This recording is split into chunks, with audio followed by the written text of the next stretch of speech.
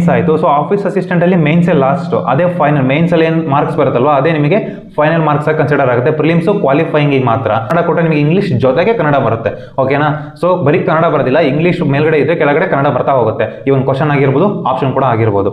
So ಕಾಲ್ಕುಲೇಟರ್ನ ಬಿಸಾಕ್ಬೇಡಿ, ಯಾಕೆಂದ್ರೆ ಅದ್ರ ಮೇಲೆ ವೆರಿಫೈಡ್ ಸೀಲ್ ಇರುತ್ತೆ, ಜೊತೆಗೆ ಅಲ್ಲಿ ಆಫೀಸರ್ದೆಲ್ಲ ಸೈನ್ ಇರುತ್ತೆ.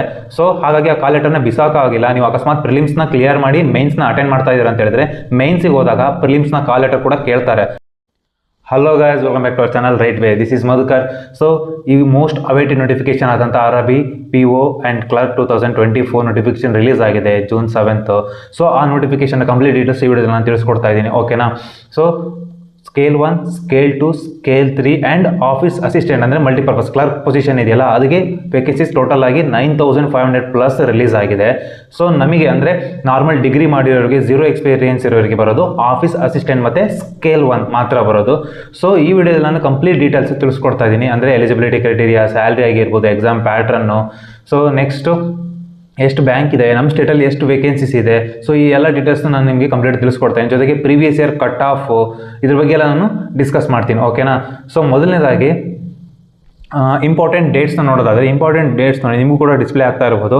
ಸೊ ಇಂಪಾರ್ಟೆಂಟ್ ಡೇಟ್ಸ್ ಯಾವುದು ಅಂತ ಹೇಳಿದ್ರೆ June 7 ಇಂದ 27 ಆನ್ಲೈನ್ ರಿಜಿಸ್ಟ್ರೇಷನ್ ಡೇಟ್ ಕೊಟ್ಟಿದ್ದಾರೆ. ಸೊ ಪೇಮೆಂಟ್ ಕೂಡ ಆನ್ಲೈನೇ ಮಾಡಬೇಕಾಗತ್ತೆ, ಅದು 7 to 27 last date. Next online preliminary exams ನೋಡಿ, preliminary exam August 2024 but hall ticket ಯಾವಾಗ ರಿಲೀಸ್ ಆಗುತ್ತೆ, ಜುಲೈ ಎಂಡ್ ಅಥವಾ August ಫಸ್ಟ್ ವೀಕಲ್ಲಿ ರಿಲೀಸ್ ಆಗುತ್ತೆ. ನೆಕ್ಸ್ಟ್ ನೋಡಿ ಯಾವಾಗ ಪ್ರಿಲಿಮಿನರಿ ರಿಸಲ್ಟ್ ಆಗುತ್ತೆ ಅಂತಲೂ ಕೂಡ ಕೊಟ್ಟಿದ್ದಾರೆ. ರಿಸಲ್ಟ್ ಯಾವಾಗ ಕೊಡ್ತಾರೆ ಅಂತ ಹೇಳಿದಾನೆ, ಆನ್ಲೈನ್ ಪ್ರಿಲಿಮಿನರಿ ರಿಸಲ್ಟ್ ಬಂದ್ಬಿಟ್ಟು August ಎಂಡ್ ಅಥವಾ ಸೆಪ್ಟೆಂಬರ್ ಫಸ್ಟ್ ವೀಕಲ್ಲಿ ರಿಸಲ್ಟ್ ಬರುತ್ತೆ. ನೆಕ್ಸ್ಟ್ ಏನಾಗುತ್ತೆ, ಮೇನ್ಸ್ ಕಾಲ್ ಲೆಟರು ಸೆಪ್ಟೆಂಬರಲ್ಲಿ ಬರುತ್ತೆ, ಮೇನ್ಸ್ ಎಕ್ಸಾಮು ಸೆಪ್ಟೆಂಬರ್ ಎಂಡಿಂಗ್ ಅಥವಾ ಅಕ್ಟೋಬರ್ ಫಸ್ಟ್ ವೀಕಲ್ಲಿ ಇರುತ್ತೆ, ಓಕೆನಾ. ನೆಕ್ಸ್ಟ್ ಅದಾದಮೇಲೆ ಸ್ಕೇಲ್ 1 ಆಫೀಸರು 3 ಟೈರ್ಸಲ್ಲಿ ಆಗುತ್ತೆ, ಪ್ರಿಲಿಮ್ಸು, ಮೇನ್ಸು ಮತ್ತು ಇಂಟರ್ವ್ಯೂ, ಓಕೆನಾ. ಆಫೀಸ್ ಅಸಿಸ್ಟೆಂಟ್ಗೆ 2 ಟೈರು, ಪ್ರಿಲಿಮ್ಸ್ ಮತ್ತು ಮೇನ್ಸ್ 2 ಟೈರ್ ಇರುತ್ತೆ. ಸೊ ಇಂಟರ್ವ್ಯೂ ಇರೋದಿಲ್ಲ ಆಫೀಸ್ ಅಸಿಸ್ಟೆಂಟ್ಸಿಗೆ. ನೆಕ್ಸ್ಟ್ ಸೊ ಇಂಟರ್ವ್ಯೂ ಯಾವಾಗ ಆಗುತ್ತೆ ಸ್ಕೇಲ್ 1ಗೆ ಅಂತ ಹೇಳಿದರೆ October 2024 ಮೇನ್ಸ್ ರಿಸಲ್ಟ್ ಬರುತ್ತೆ. ಹಾಗೆ ಇಂಟರ್ವ್ಯೂ ಕಾಲ್ ಲೆಟರು ಅಕ್ಟೋಬರ್ ಅಥವಾ ಅಕ್ಟೋಬರ್ ಎಂಡಿಂಗ್ ಅಥವಾ ನವಂಬರ್ ಫಸ್ಟ್ ವೀಕಲ್ಲಿ ಇರುತ್ತೆ. ಇಂಟರ್ವ್ಯೂ ಕೂಡ ಸ್ಟಾರ್ಟ್ ಆಗೋದು ಯಾವಾಗ, ನವಂಬರಲ್ಲೇ ಇಂಟರ್ವ್ಯೂ ಮಾಡಿ ಮುಗಿಸ್ತಾರೆ. ರಿಸಲ್ಟ್ ಬಂದ್ಬಿಟ್ಟು January 1 ಎಲ್ಲ ರಿಸಲ್ಟ್ಸ್ನು ಬೆಳಗ್ಗೆ 9 to 10 ಒಳಗಡೆ ಅನೌನ್ಸ್ ಮಾಡ್ತಾರೆ, ಓಕೆನಾ. ಸೊ ಇದಿಷ್ಟು ಡೇಟ್ಸ್ನ ಹೈಲೈಟ್ಸ್ ಆಗಿತ್ತು. ನೆಕ್ಸ್ಟ್ ಏನು ಮಾಡೋಣ, ಯಾವ್ಯಾವ ಬ್ಯಾಂಕ್ ನಾನು ಹೇಳಿದ್ನಲ್ವಾ. ಸೊ ನಮ್ಮ ಕರ್ನಾಟಕದಲ್ಲಿ ಯಾವ ಬ್ಯಾಂಕ್ ಇದೆ, ಸೊ ಇಲ್ಲಿ ನೋಡಿ ನಿಮಗೆ ಡಿಸ್ಪ್ಲೇ ಆಗ್ತಾ ಇರ್ಬೋದು. ಟೋಟಲ್ 43 ರೀಜನಲ್ ರೂರಲ್ ಬ್ಯಾಂಕ್ಸ್ ಇದೆ ಆಲ್ ಓವರ್ ಇಂಡಿಯಾ. ಅದರಲ್ಲಿ ನಮ್ಮ ಕರ್ನಾಟಕದ್ದು 2 ಬ್ಯಾಂಕ್ ಇದೆ. ಅದ್ಯಾವುದಪ್ಪ ಅಂತ ಹೇಳಿದ್ರೆ ಕರ್ನಾಟಕ ವಿಕಾಸ ಬ್ಯಾಂಕು ಮತ್ತು ಕರ್ನಾಟಕ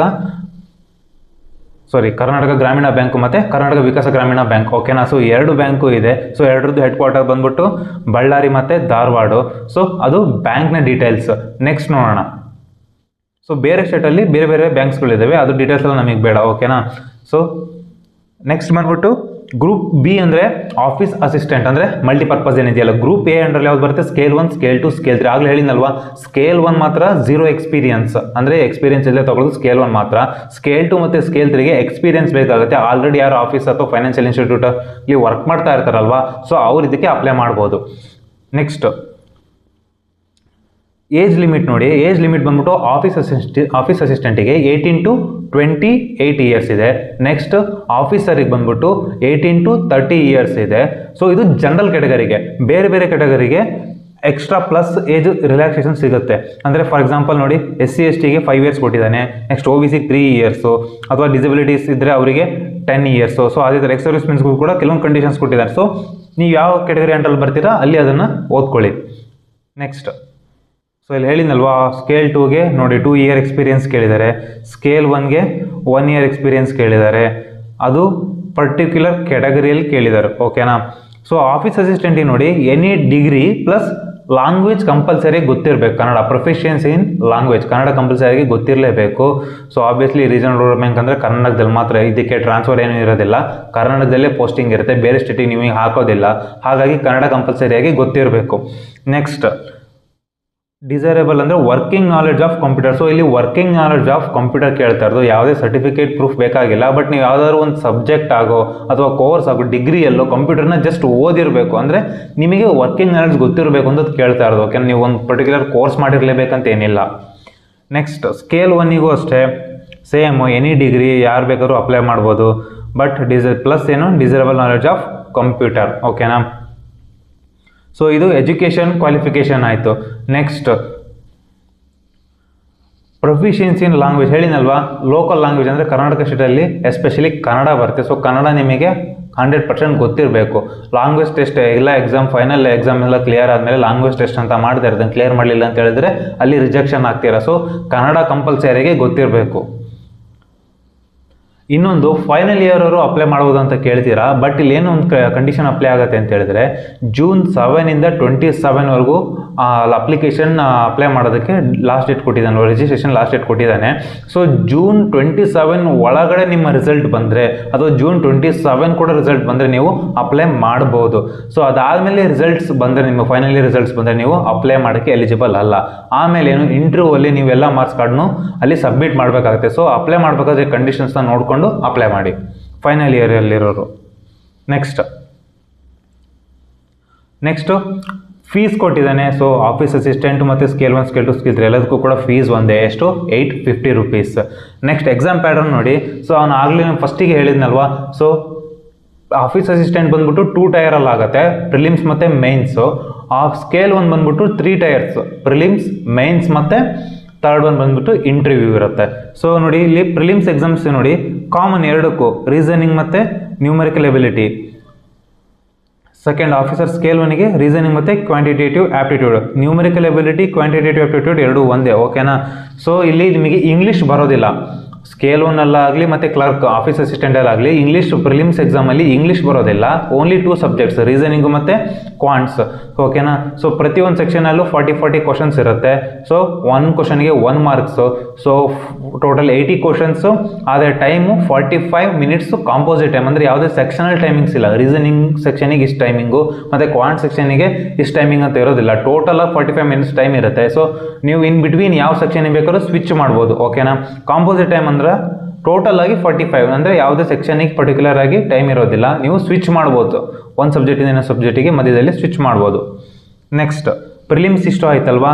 ನೆಕ್ಸ್ಟು ಮೇನ್ಸಿಗೆ ಹೋಗೋಣ. ಮೇನ್ಸ್ ನೋಡಿ, ಪ್ರಿಲಿಮ್ಸಲ್ಲಿ 2 ಸಬ್ಜೆಕ್ಟು, ಮೇನ್ಸಿಗೆ ಬಂದರೆ 5 ಸಬ್ಜೆಕ್ಟ್ ಓದಬೇಕಾಗುತ್ತೆ. 5 ಸಬ್ಜೆಕ್ಟ್ ಯಾವ್ಯಾವ ಅಂತ ಹೇಳಿದ್ರೆ, ಒಂದು ರೀಸನಿಂಗು, ಕ್ವಾಂಟ್ಸು ಪ್ರಿಲಿಮ್ಸಲ್ಲಿ ಓದಿರ್ತೀರೋ ಓಕೆ, ಮೇನ್ಸಲ್ಲೂ ಅದೇ ಬರುತ್ತೆ.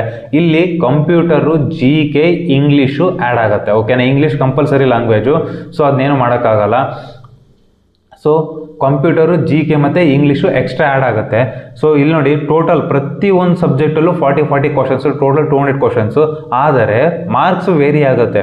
ರೀಸನಿಂಗು, ಕ್ವಾಂಟ್ಸಿಗೆ 1 ಕ್ವಶನ್ಗೆ 1.25 ಅಂದರೆ 1/4 ಮಾರ್ಕ್ಸ್ ಇರುತ್ತೆ. ಬಟ್ ಕಂಪ್ಯೂಟರಿಗೆ ಅರ್ಧ ಮಾರ್ಕ್ಸ್, ಅಂದರೆ 1 ಕ್ವಶನ್ ಸರಿ ಆದರೆ ಅರ್ಧ ಮಾರ್ಕ್ಸ್ ಮಾತ್ರ ಸಿಗುತ್ತೆ.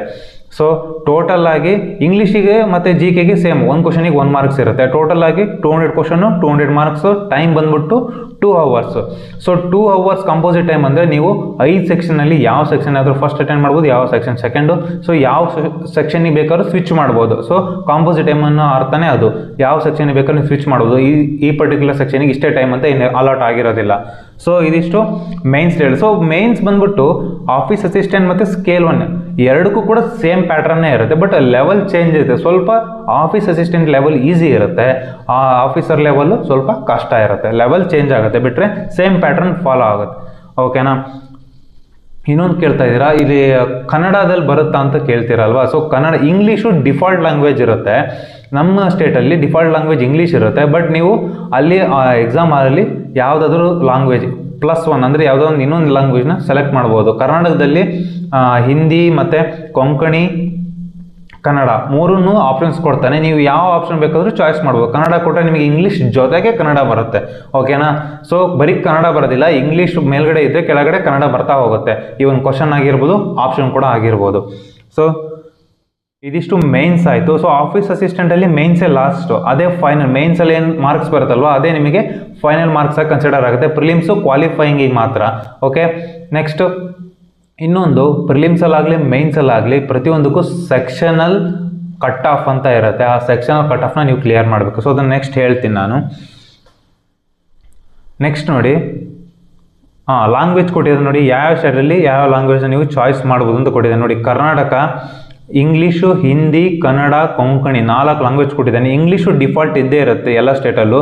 ಬಟ್ ಕನ್ನಡದವರು ಇಲ್ಲಿ ಹಿಂದಿ, ಕನ್ನಡ, ಕೊಂಕಣಿ 3ರಲ್ಲಿ ಯಾವುದಾದ್ರು ಇನ್ನೊಂದು ಎಕ್ಸ್ಟ್ರಾನ ಚಾಯ್ಸ್ ಮಾಡ್ಬೋದು. ಪೆನಲ್ಟಿ ರಾಂಗ್ ಆನ್ಸರ್ಸ್ ಅಂದರೆ ನೆಗೆಟಿವ್ ಮಾರ್ಕಿಂಗ್ ಇದ್ದೇ ಇರುತ್ತೆ ಹೇಳಿದ್ನಲ್ವಾ. ಸೊ ಒಂದು ಕ್ವಶನಿಗೆ 1 ಮಾರ್ಕ್ ಆಗಿದ್ದರೆ ಅದ್ರ ಕಾಲ್ ಭಾಗನ ಅಂದರೆ 1/4ನ ನೆಗೆಟಿವ್ ಮಾರ್ಕಿಂಗ್ ಇರುತ್ತೆ. ಅಂದರೆ ಬಂದಿರೋ ಮಾರ್ಕ್ಸಲ್ಲಿ 1/4ನ ತಪ್ಪಾದರೆ ರಿಮೂವ್ ಮಾಡ್ತಾರೆ. ಸೊ ಈವನ್ ಮೇನ್ಸಲ್ಲೂ ಅಷ್ಟೇ 1.25 ಮಾರ್ಕ್ಸ್ ಇದ್ದರೆ ಅದರದ್ದು 1/4 ಮಾರ್ಕ್ಸ್ನ ತಪ್ಪಾದರೆ ಮೈನಸ್ ಮಾಡ್ತಾರೆ, ಬಂದಿರೋ ಪಾಸಿಟಿವ್ ಮಾರ್ಕ್ಸಲ್ಲಿ ಮೈನಸ್ ಮಾಡ್ತಾರೆ. ಸೊ ಇದು ನೆಗೆಟಿವ್ ಮಾರ್ಕಿಂಗ್. ನೆಕ್ಸ್ಟ್ ನೋಡಿ, ಇಂಟರ್ವ್ಯೂ ಸ್ಕೇಲ್ 1ಗೆ ಇಂಟರ್ವ್ಯೂ ಇದ್ದೇ ಇರುತ್ತೆ ಅಂತ ಹೇಳಿದಲ್ವಾ. ಸೊ ಇಂಟರ್ವ್ಯೂ ಇದ್ದೇ ಇರುತ್ತೆ. ಸೊ ಇಂಟರ್ವ್ಯೂ ಅರೌಂಡ್ ಅಕ್ಟೋಬರಲ್ಲಿ ಅಥವಾ ನವಂಬರ್ಲಿ ಇಂಟರ್ವ್ಯೂ ಆಗುತ್ತೆ. ಬಟ್ ಏನು ಅಂದರೆ ಇಂಟರ್ವ್ಯೂ 100 ಮಾರ್ಕ್ಸಿಗಿರುತ್ತೆ. ಸೊ 100 ಮಾರ್ಕ್ಸ್ನ ಹೇಗೆ ಫೈನಲ್ ರಿಸಲ್ಟ್ ಯಾವ ಥರ ಬರುತ್ತೆ ಅಂತ ಹೇಳಿದರೆ, ಮೇನ್ಸ್ ಸ್ಕೇಲ್ 1 ಆಫೀಸರ್ದು 200 ಮಾರ್ಕ್ಸಿಗಿರುತ್ತೆ, ಅದನ್ನು 80 ಮಾರ್ಕ್ಸಿಗೆ ಕನ್ವರ್ಟ್ ಮಾಡ್ತಾರೆ. ನೆಕ್ಸ್ಟ್ ಇಂಟರ್ವ್ಯೂ 100 ಮಾರ್ಕ್ಸಿಗಿರುತ್ತೆ, ಅದನ್ನು 20 ಮಾರ್ಕ್ಸಿಗೆ ಕನ್ವರ್ಟ್ ಮಾಡ್ತಾರೆ. ಕೊನೆಗೆ ಏನು ಮಾಡ್ತಾರೆ, 80:20ನ ಆ್ಯಡ್ ಮಾಡ್ತಾರೆ. ಅಂದರೆ 80 ಫಸ್ಟು 200ನ 80 ಕನ್ವರ್ಟ್ ಮಾಡಿರ್ತಾರಲ್ವ ಮೇನ್ಸ್ ಮಾರ್ಕ್ಸ್ನ, ಅದನ್ನು ಪ್ಲಸ್ 100ನ 20 ಮಾರ್ಕ್ಸಿಗೆ ಕನ್ವರ್ಟ್ ಮಾಡಿರ್ತಾರಲ್ಲ ಇಂಟರ್ವ್ಯೂನ, ಅದನ್ನು ಆ್ಯಡ್ ಮಾಡಿ ನಿಮಗೆ ಫೈನಲ್ ರಿಸಲ್ಟ್ನ ಫೈನಲ್ ಮಾರ್ಕ್ಸ್ನ ಕೊಡ್ತಾರೆ. ಅದ್ರ ಬೇಸ್ ಮೇಲೆ ನಿಮಗೆ ಸೆಲೆಕ್ಷನ್ ನಡೆಯುತ್ತೆ. ನೆಕ್ಸ್ಟ್ ಸೊ ಇದಿಷ್ಟು ಇಂಟರ್ವ್ಯೂದಾಗಿತ್ತು. ಇಂಟರ್ವ್ಯೂಗೆ ಏನೇನು ಡಾಕ್ಯುಮೆಂಟ್ಸ್ ಹೋಗಬೇಕು ಆ ಡೀಟೇಲ್ಸ್ ಕೂಡ ಕೊಟ್ಟಿದ್ದಾನೆ, ಅದನ್ನು ನೀವು ಒಂದ್ಸಲ ನೋಡ್ಕೊಳ್ಳಿ. ನಾನು ನೀವು ಡಿಸ್ಪ್ಲೇ ಆಗ್ತಾ ಇದೆ, ಅದನ್ನು ಕೂಡ ನೋಡ್ಕೊಳ್ಳಿ. ನೆಕ್ಸ್ಟ್ ಪ್ರಿಲಿಮ್ಸಲ್ಲಿ ಕಾಲ್ ಲೆಟರ್ ಇರುತ್ತಲ್ವ, ಕಾಲ್ ಲೆಟರ್ ಒಂದು ಎಕ್ಸಾಮ್ ಸೆಂಟರಿಗೆ ಹೋಗ್ತೀರಾ. ಸೊ ಎಕ್ಸಾಮ್ ಬರ್ದು ಬಂದಮೇಲೆ ಆ ಕಾಲ್ ಲೆಟರ್ನ ಬಿಸಾಕಬೇಡಿ. ಯಾಕೆಂದರೆ ಅದ್ರ ಮೇಲೆ ವೆರಿಫೈಡ್ ಸೀಲ್ ಇರುತ್ತೆ, ಜೊತೆಗೆ ಅಲ್ಲಿ ಆಫೀಸರ್ದೆಲ್ಲ ಸೈನ್ ಇರುತ್ತೆ. ಸೊ ಹಾಗಾಗಿ ಆ ಕಾಲ್ ಲೆಟರ್ನ ಬಿಸಾಕಾಗಿಲ್ಲ. ನೀವು ಅಕಸ್ಮಾತ್ ಪ್ರಿಲಿಮ್ಸ್ನ ಕ್ಲಿಯರ್ ಮಾಡಿ ಮೇನ್ಸ್ನ ಅಟೆಂಡ್ ಮಾಡ್ತಾ ಇದ್ದೀರಾ ಅಂತ ಹೇಳಿದ್ರೆ, ಮೇನ್ಸಿಗೆ ಹೋದಾಗ ಪ್ರಿಲಿಮ್ಸ್ನ ಕಾಲ್ ಲೆಟರ್ ಕೂಡ ಕೇಳ್ತಾರೆ. ಸೊ ಮೇನ್ಸ್ ಕಾಲ್ ಲೆಟರ್ ಜೊತೆಗೆ ಪ್ರಿಲಿಮ್ಸ್ ಕಾಲ್ ಲೆಟರ್ ಕೂಡ ಇಂಪಾರ್ಟೆಂಟ್ ಆಗುತ್ತೆ. ಎರಡನ್ನು ತಗೊಂಡು ಮೇನ್ಸಿಗೆ ಹೋದರೆ ಮಾತ್ರ ನಿಮಗೆ ಮೇನ್ಸ್ ಎಕ್ಸಾಮ್ನ ಅಟೆಂಡ್ ಮಾಡಕ್ಕೆ ಬಿಡ್ತಾರೆ. ಸೊ ಮೇನ್ಸ್ ಎಕ್ಸಾಮಲ್ಲಿ ಪ್ರಿಲಿಮ್ಸ್ ಮತ್ತು ಮೇನ್ಸ್ 2 ಹಾಲ್ ಟಿಕೆಟ್ನ ಅವರೇ ಕಲೆಕ್ಟ್ ಮಾಡ್ತಾರೆ, ಓಕೆನಾ. ಪ್ರಿಲಿಮ್ಸ್ ಎಕ್ಸಾಮಲ್ಲಿ ಹಾಲ್ ಟಿಕೆಟ್ನ ಅವ್ರು ಇಸ್ಕೊಳ್ಳೋದಿಲ್ಲ, ನೀವೇ ವಾಪಸ್ ತಗೋಬರ್ಬೇಕು. ಅದ್ರ ಮೇಲೆ ವೆರಿಫೈಡ್ ಸೀಲು ಮತ್ತು ಸೈನ್ ಎಲ್ಲ ಆಗಿರುತ್ತೆ ಆಫೀಸರ್ಸ್ದು. ಸೊ ಅದನ್ನು ಹಾಗೆ ಪ್ರಿಸರ್ವ್ ಮಾಡಬೇಕು. ನೆಕ್ಸ್ಟ್ ಮೇನ್ಸಿಗೆ ಹೋಗ್ತಾ ಪ್ರಿಲಿಮ್ಸ್ ಕಾಲ್ ಲೆಟರ್ ಜೊತೆಗೆ ಮೇನ್ಸ್ ಕಾಲ್ ಲೆಟರ್ನು ತಗೊಂಡು ಹೋಗಬೇಕು. ಅವಾಗ ಅವೆರಡು ಕಾಲ್ ಲೆಟರ್ನ ಅವ್ರು ಇಸ್ಕೊತಾರೆ. ಸೊ ಇದಿಷ್ಟು ಕಾಲ್ ಲೆಟರ್ ಪ್ರೊಸೀಜರ್. ನೆಕ್ಸ್ಟ್ ನೋಡೋಣ. ನೆಕ್ಸ್ಟ್ ಏನು ಹೇಳಿದ್ದಾನೆ, ಸೊ ಫೀ ನೋಡಿ, ಇಲ್ಲಿ ಆಫ್ಲೈನ್ ಇರಲ್ಲ. ನಮ್ಮ ಸ್ಟೇಟ್ ಗೌರ್ಮೆಂಟಲ್ಲಿ ಆಫ್ಲೈನ್ ಪೇಮೆಂಟ್ ಮೋಡೆಲ್ಲ ಇರುತ್ತೆ, ಬಟ್ ಇಲ್ಲಿ ಬ್ಯಾಂಕಿಂಗಲ್ಲಿ ಏನು ಬರೀ ಆನ್ಲೈನ್ ಮೋಡ್ ಆಫ್ ಪೇಮೆಂಟ್ ಇರೋದು. ಆಫ್ಲೈನ್ ನೀವು ಪೇ ಮಾಡೋಕ್ಕಾಗೋದಿಲ್ಲ, ಆನ್ಲೈನಲ್ಲೇ ಪೇ ಮಾಡಬೇಕು. ನೆಕ್ಸ್ಟ್ ವೇಕೆನ್ಸೀಸಿಗೆ ಬರೋಣ. ವೇಕೆನ್ಸೀಸ್ ನೋಡಿ, ಸೊ ಟೋಟಲ್ ಆಗಿ 9500 ಇದೆ. ಬಟ್ ಆಫೀಸ್ ಅಸಿಸ್ಟೆಂಟ್ ಕರ್ನಾಟಕದಲ್ಲಿ ಎಷ್ಟು ವೇಕೆನ್ಸೀಸ್ ಇದೆ ಅಂತ ಹೇಳಿದರೆ, ಕರ್ನಾಟಕ ಗ್ರಾಮೀಣ ಬ್ಯಾಂಕು, ಕರ್ನಾಟಕ ವಿಕಾಸ ಗ್ರಾಮೀಣ ಬ್ಯಾಂಕು ಎರಡರಲ್ಲೂ ಕೂಡ 100 ವೇಕೆನ್ಸೀಸ್ ಇದೆ ಟೋಟಲ್ ಆಗಿ, ಓಕೆನಾ. ವಿಕಾಸ ಗ್ರಾಮೀಣ ಬ್ಯಾಂಕಲ್ಲಿ ಮತ್ತು ಕರ್ನಾಟಕ ಗ್ರಾಮೀಣ ಬ್ಯಾಂಕಲ್ಲಿ 100 ವೇಕೆನ್ಸೀಸ್, ಮತ್ತು ವಿಕಾಸ ಗ್ರಾಮೀಣ ಬ್ಯಾಂಕಲ್ಲೂ 100 vacancy, total 200 vacancies office assistant ಅಂದರೆ ಕ್ಲರ್ಕ್ ಪೊಸಿಷನಿಗೆ ಕರೆದಿದ್ದಾರೆ.